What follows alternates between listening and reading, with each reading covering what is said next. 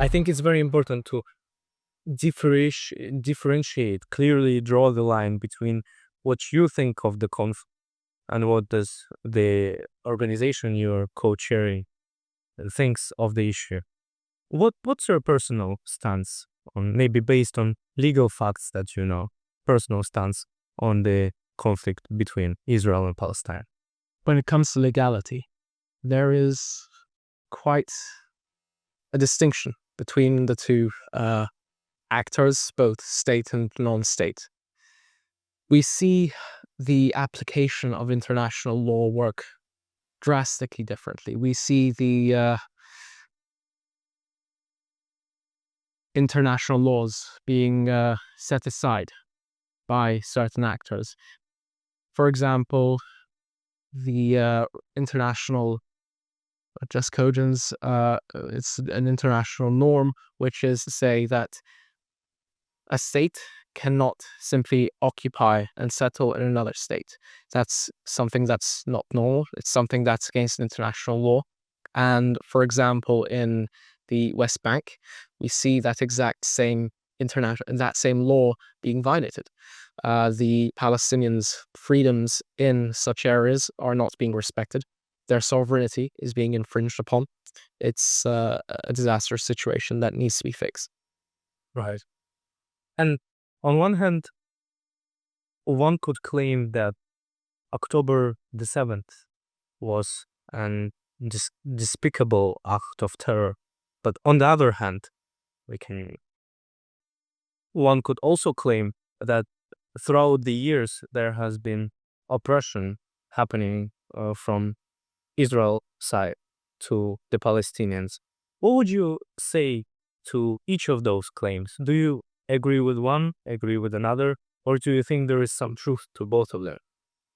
Anyone in the world who discusses any topic and claims that it is in black and white is ignorant.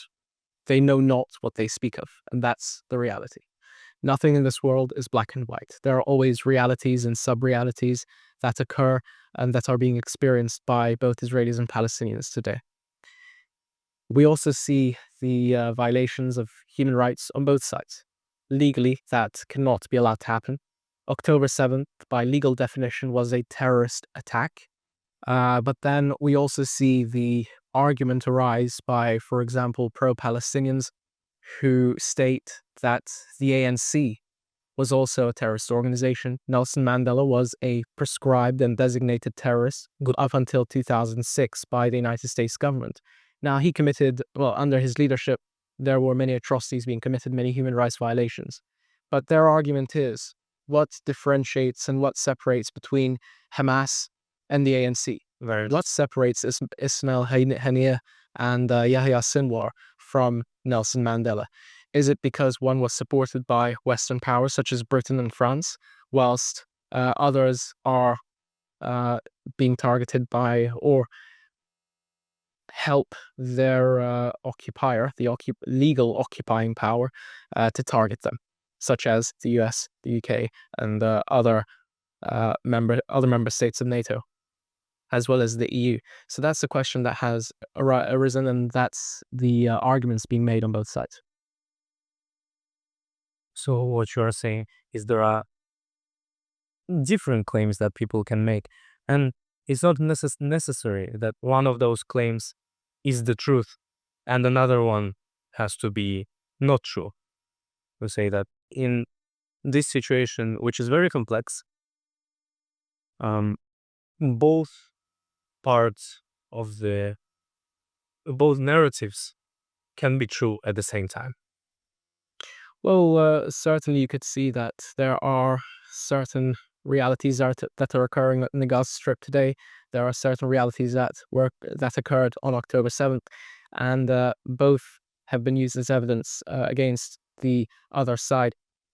So the best thing to do is to not point fingers and to actually say, these are the realities, these are the objective truths, these are the facts that support the claims of realities by different individuals and groups, for example, by Israelis or by Palestinians, by pro-Israelis or by pro-Palestinians.